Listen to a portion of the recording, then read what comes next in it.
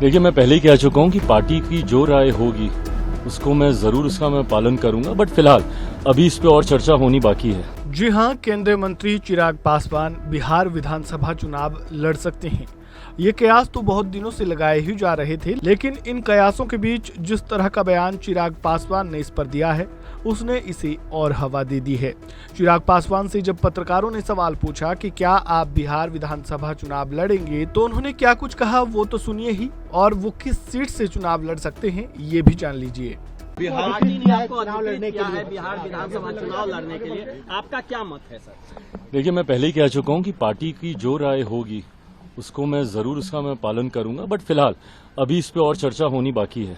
लेकिन आपने यह भी कहा है सर कि हम चुनाव जनरल सीट से लड़ेंगे। आपकी पार्टी ने यह भी फैसला किया है कि आप जनरल सीट से चुनाव लड़ेंगे। ये प्रस्ताव आया है पार्टी की तरफ से। बिहार पार्टी ने आपको चुनाव लड़ने के लिए बिहार विधानसभा चुनाव लड़ने के लिए आपका क्या मत है सर? देखिए, मैं पहले ही कह चुका हूं कि पार्टी की जो राय होगी उसको मैं जरूर उसका मैं पालन करूंगा, बट फिलहाल अभी इस पे और चर्चा होनी बाकी है। लेकिन आपने यह भी कहा है सर कि हम चुनाव जनरल सीट से लड़ेंगे। आपकी पार्टी ने यह भी फैसला किया है कि आप जनरल सीट से चुनाव लड़ेंगे। ये प्रस्ताव आया है पार्टी की तरफ से।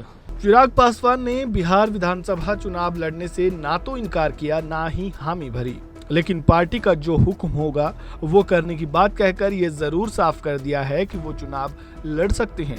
ऐसे में देखना ये होगा कि क्या प्रधानमंत्री मोदी के हनुमान चिराग पासवान बिहार में एनडीए के खिलाफ खड़े होंगे या फिर एनडीए की सहमति के साथ मैदान में उतरेंगे।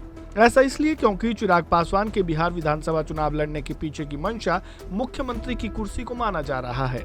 ऐसे में जो वादा बीजेपी ने नीतीश कुमार से किया था उसका क्या होगा? क्या बीजेपी वाले इस पर सहमत होंगे कि उनकी बजाय चिराग पासवान को बिहार के मुख्यमंत्री बनाने पर विचार करें?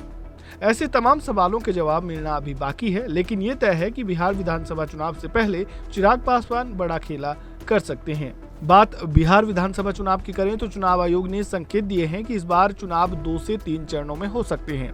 दिवाली और छठ पूजा को ध्यान में रखते हुए वोटिंग की तारीख तय की जाएगी।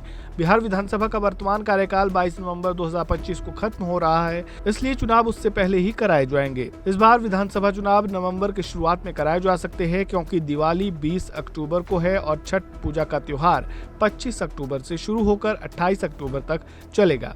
ऐसे में बिहार में चुनाव इसके बाद ही कराए जाएंगे, ताकि ज्यादा से ज्यादा लोग लोकतंत्र के इस महापर्व में हिस्सा ले सके।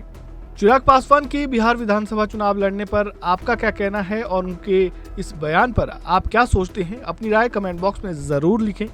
इस वीडियो में फिलहाल इतना ही। खबरों से जुड़े ताज़ा अपडेट के लिए बने रहें वन इंडिया हिंदी के साथ। धन्यवाद। Subscribe to One India and never miss an update.